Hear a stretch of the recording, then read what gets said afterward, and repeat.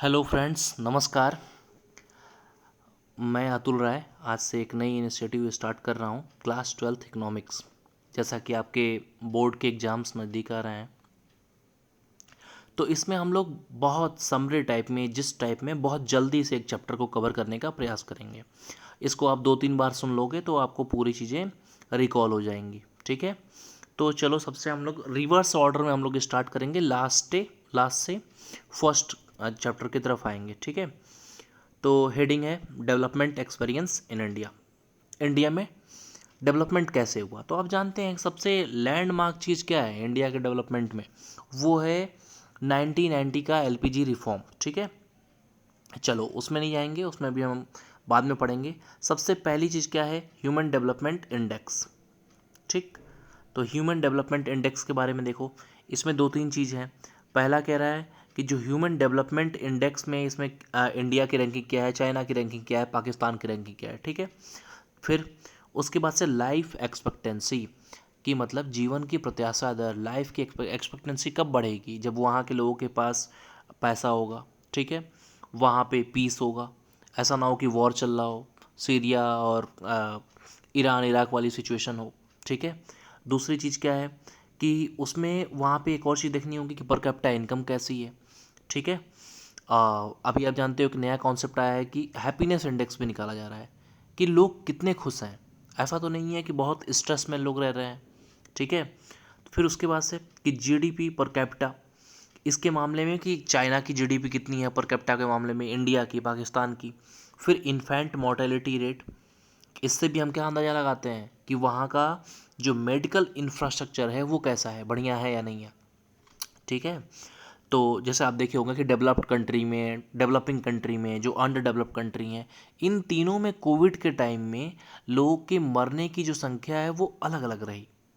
ज़्यादा डेथ आपको देखने को मिलेगी कहाँ पे, जो अंडर डेवलप्ड कंट्री हैं। ठीक है, फिर उसके बाद से मैटरनल मोर्टेलिटी रेट, जो भी माँ बच्चों को जन्म देती हैं तो उनकी कितनी मृत्यु होती है पर थाउजेंड बर्थ पे।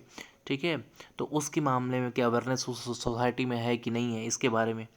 फिर percentage of under nourish children, ऐसे कितने बच्चे हैं जिनकी जो सप्लीमेंट है, डाइट है, वो सही से पूरी नहीं हो पा रही है। ठीक है, फिर उसके बाद से जीडीपी के बारे में, उसके सेक्टर्स के बारे में बताया है कि इंडिया की जीडीपी चाइना की जीडीपी से कंपेयर किया हुआ है कि क्या क्या डिफरेंस है। फिर चाइना में देखो, कह रहा है कि China has second largest GDP in the world, India GDP is 40% of China GDP and Pakistan GDP is 12% of India GDP. ठीक है, तो अगर 100 रुपये है तो 100 रुपये में मान लो कि 100 रुपये चाइना है, 40 रुपये कौन है, हम लोग हैं, और 12 रुपये कौन है, पाकिस्तान है। ठीक है, फिर ये सब चीज़ें पढ़ना है हमें। उसके बाद देखो लिखा कि in China 18% workforce is in agriculture sector. ठीक है, 18% लोग वहाँ के किस में हैं, एग्रीकल्चर से जुड़े हुए हैं, और 26% जो है वो इंडस्ट्री में है, और 56% वहाँ के सर्विस सेक्टर में है। इंडिया में देखो 43, गैप देखो दिख रहा है ना, 43 लोग हर 100 में से यहाँ पे किस में जुड़े हुए हैं, खेती में। ठीक है, तो उसके बाद 24% लोग इंडस्ट्री में और 33% सर्विस सेक्टर में। ठीक है, पाकिस्तान में देखो 42 लोग, मतलब पाकिस्तान और इंडिया में नॉर्मल देखोगे कि तो इक्वल लोग जो हैं खेती में जुड़े हुए हैं। यहाँ 4% लोग इंडस्ट्री में जुड़े हुए हैं, तो भैया इसके पीछे रीजन भी है, कहाँ है, क्योंकि 4% जुड़े हुए हैं, 100 में से 4 लोग, बाकी लोग बम बनाने का काम करेंगे, है ना। उसके बाद देखो 54% जो लोग हैं वो सर्विस सेक्टर में जुड़े हुए हैं। भाई ये सर्विस क्या देते हैं, अच्छा हो सकता है बम इधर से उधर पहुँचाने का काम कर रहे होंगे। ठीक है, तो दूसरी चीज़ डेमोग्राफिक इंडिकेटर के बारे में कह रहा है कि China is the largest in population and geographically but its density is lowest. ठीक है, कह रहा है कि चाइना पॉपुलेशन में बहुत ज़्यादा है, लेकिन जियोग्राफिकली देखोगे तो डेंसिटी इनकी कम है, मतलब एक पर कैपिट मतलब कि पर स्क्वायर किलोमीटर एरिया में लोग क्या हैं, कम है। ठीक है, और जैसे मतलब क्या है कि यहाँ की तरह नहीं है कि हाँ एक एक 2 किलोमीटर में लोग कितने लाखों लोग भरे हुए हैं, नहीं। तो वहाँ कह रहा है कि इक्वली लोग जो हैं डिस्ट्रीब्यूटेड है। फिर देखो population growth lowest in China due to one child norm and highest in Pakistan. ठीक है, तो ये अब इन्होंने हालांकि ये पॉलिसी चेंज कर दी है चाइना ने, और पाकिस्तान में कह रहा है कि जो पॉपुलेशन है वो हाईएस्ट है।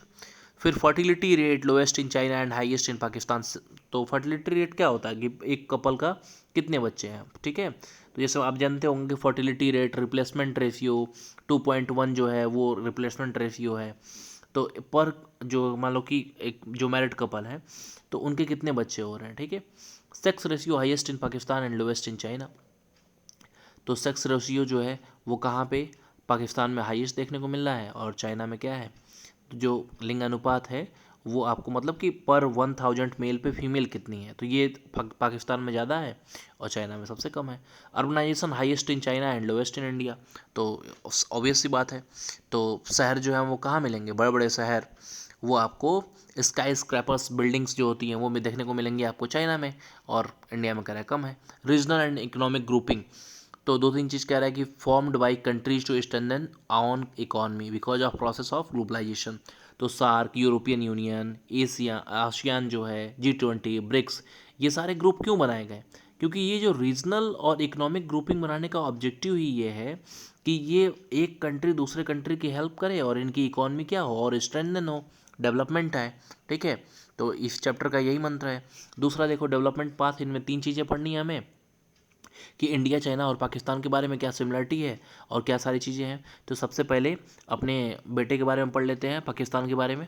देखो तो कह रहा है कि इसको इंडिपेंडेंस वही सेम चीज़ है 1947 में मिला, और फर्स्ट 5 ईयर प्लान इन्होंने कब स्टार्ट किया, कह रहा है 1956 में, ठीक है। हमारे यहाँ जो 5 ईयर प्लान चल रहा था उसको क्या कर दिया गया, डिसमेंटल कर दिया गया है, अब नीति आयोग आ गया है, ठीक है। National institution for transforming India, NITI Aayog ने जगह ले ली है। अब देखो फिर कह रहा है कि ये 5 year plan now called medium term development plan, ठीक है। यहाँ पे इनके यहाँ पाकिस्तान में nationalisation of capital goods in industries in 1970s, reform introduce in 1988 after pressure from world bank and IMF। तो देखो इन्होंने भी रिफॉर्म की, इंट्रोड्यूस किया, क्यों किया, क्योंकि इनके यहाँ भी जो है आप देखोगे कि जब ये लोग गए पैसा मांगने के लिए वर्ल्ड बैंक और IMF के पास, जैसे हमारे यहाँ BOP क्राइसिस हुआ था ना, बैलेंस ऑफ पेमेंट क्राइसिस। तो ये जो होते हैं जितने भी बड़े ये मेजर इंस्टीट्यूशंस होते हैं, ये कहते हैं देखो भैया हम पैसा आपको तभी देंगे जब आप अपने यहाँ रिफॉर्म करेंगे, ठीक है। अब चाइना में देखो, चाइना में करेगा republic of China established in 1949। देखो announce first 5 year plan in 1953, presently working on 13th 5 year plan 2016 से 20। अब देखो great leap forward initiated in 1958, industrialisation on massive scale. तो ये लोग पहले से ही रिफॉर्म इन्होंने स्टार्ट कर दिया था। अब देखो कह रहे हैं कि great proletariat cultural revolution introduce in कब, 1965 में। इंडस्ट्रियल रिफॉर्म इन्होंने कब स्टार्ट किया, 1978 में। हमारे यहाँ 1991 के LPG रिफॉर्म के बाद स्टार्ट हुआ। Commune system of farming adopted, मतलब सब लोग मिल के एक साथ इकट्ठा होके, ठीक है, तो ऑर्गेनाइज होके खेती करेंगे। स्पेशल इकोनॉमिक जोन सेटअप, ठीक है, वहाँ पे SEZ आपने नाम सुना होगा, स्पेशल इकोनॉमिक जोन बनाए गए जहाँ पे डेवलपमेंट लाया जाएगा, ठीक है, बिजनेस के पर्पज से। और 1 चाइल्ड नॉर्म वहाँ पे इंट्रोड्यूस किया गया, कहाँ पे, 1970 में, ठीक है। तो एक ही बच्चा होगा। अब देखो इंडिया में 1947 में आज़ादी मिली, प्लानिंग कमीशन सेटअप हुआ 1950 में, फर्स्ट 5 ईयर प्लान लाया गया 1951 में। उसके बाद कह रहा है कि डेवलपमेंट कब तक चला, ये 2017 तक। न्यू इकोनॉमिक पॉलिसी आई जो LPG मॉडल पे इंट्रोड्यूस थी, वो कब हुई, 1991 में। कौन प्राइम मिनिस्टर थे, नरसिम्हा राव, और फाइनेंस मिनिस्टर कौन थे उस समय, मनमोहन सिंह, ठीक है। Planning commission replaced by NITI Aayog इन 2018, ठीक है। तो अंडर 10 मिनट देखो हमने ये पूरा चैप्टर जो है उसकी समरी जान ली और इसको कंप्लीट कर लिया। आप इसको 2-3 बार सुने, आपको अच्छा लगेगा, याद हो जाएगा चीज़ें, ठीक है। धन्यवाद दोस्त।